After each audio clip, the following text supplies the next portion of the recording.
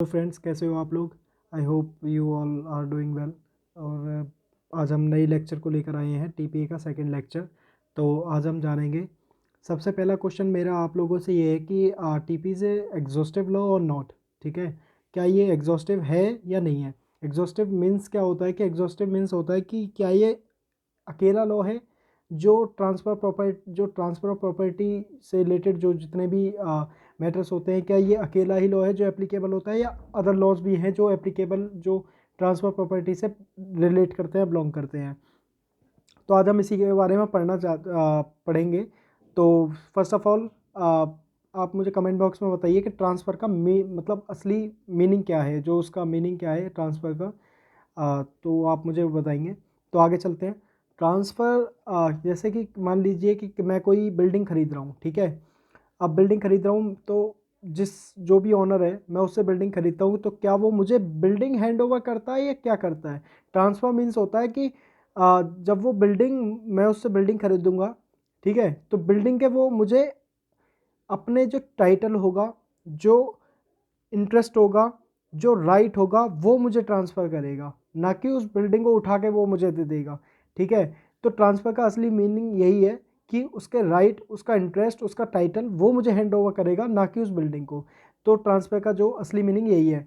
तो आगे हम पढ़ते हैं कि नहीं, ये exhaustive, it is not exhaustive law. ठीक है, इससे अदर लॉज भी हैं जो ट्रांसफ़र प्रॉपर्टी से बिलोंग करते हैं।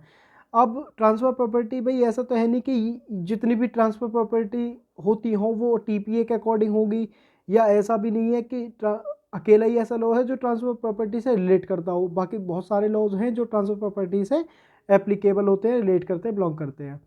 तो चलिए आगे पढ़ते हैं। ट्रांसफ़र हमारे दो तरीके के होते हैं। ठीक है, ट्रांसफ़र टू टाइप्स। तो पहला होता है एक्ट ऑफ पार्टीज़, जो पार्टीज़ के एक्ट के द्वारा हमें ट्रांसफ़र किया जाता है। दूसरा होता है बाय ऑपरेशन ऑफ लॉ। ठीक है, तो transfer bye act of parties का हम देखते हैं। तो एक्ट का मतलब क्या होता है। एक्ट का मतलब होता है डू समथिंग। ठीक है, डन समथिंग, या कोई एक्टिविटी जो हमने की हो। और पार्टीज़, यहाँ पे पार्टीज़ का मतलब क्या है। पार्टीज़ का मतलब है यहाँ पे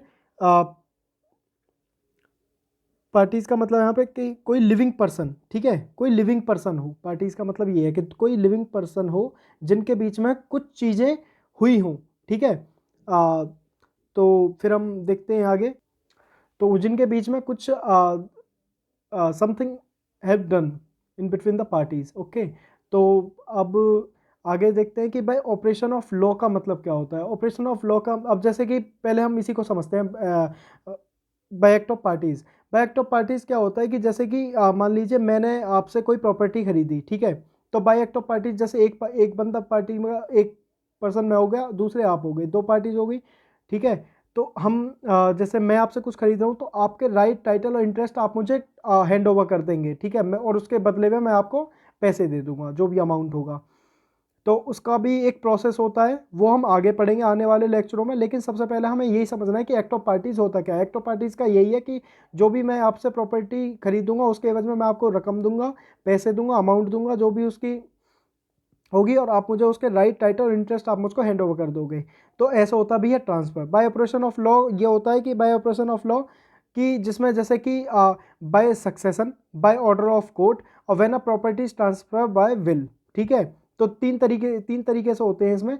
एक तो होता है कि when a property is transfer by will, और बाय सक्सेशन, और बाय ऑर्डर ऑफ कोर्ट। तो जैसे कि कोर्ट ने ऑर्डर, इसमें क्या होता है कि इसमें ऐसा तो नहीं कि भाई एक्ट ऑफ पार्टीज हो रही हो, किसी तरीके का एक्ट हो रहा हो। इसमें भाई नेचुरल हो रहा है, हमें जो ट्रांसफ़र हो रही है प्रॉपर्टी, वो नेचुरल हो रही और जैसे कि मान लीजिए बाय बाय सक्सेशन हो रहा हो। जैसे मान लीजिए एक एग्जांपल लेते हैं सक्सेशन का। तो सक्सेशन में क्या होगा कि अब जैसे कि अभी करंट का ही देखिए कि अभी बप्पी लहरी जी की आज आज निधन हुआ है। सुबह ही मैंने पढ़ा था, तो बड़ा दुखद का विषय है। आज बप्पी लहरी जी का निधन हुआ है। तो उनकी जो प्रॉपर्टी होगी, उनका जो बप्पा लहरी हैं, उनके नाम पे प्रॉपर्टी गई सीधा। अब मान लीजिए उनका 12:45 पे उनका निधन हुआ रात को। ठीक है, तो ऐसा तो है नहीं कि जब वो इंडिया आएंगे तब उनके पास प्रॉपर्टी आएगी, नहीं।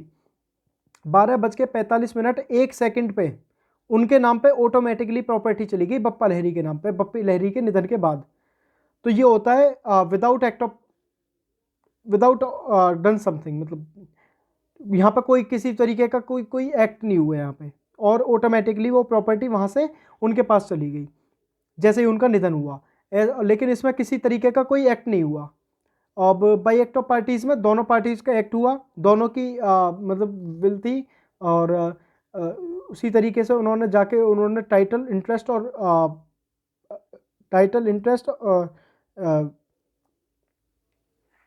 और अपने राइट प्रॉपर्टी के उन्हें ट्रांसफ़र कर दिए दूसरी पार्टी को। तो ये होता है bye act of parties. Bye operation of law आप भी समझ गए होंगे, और एक्ट ऑफ पार्टीज़ भी आप समझ गए। ट्रांसफ़र के दो टाइप्स थे, एक्ट ऑफ पार्टीज़ और bye operation of law. I hope कि दोनों पॉइंट्स को आप अच्छे से क्लियर हो गया होगा, और जो भी क्वेरीज हों प्लीज़ कमेंट बॉक्स में मुझे बताइएगा, मैं उन्हें दूर करूँगा। अब इसका हम अभी बेयर एक्ट खोला है मैंने, तो बेयर एक्ट खोल के इसका प्रेम्बल पढ़ते हैं टीपीए का। सबसे पहले प्रेम्बल बोलता है कि whereas it is expedient to define and amend certain parts of the law relating to the transfer of property by act of parties.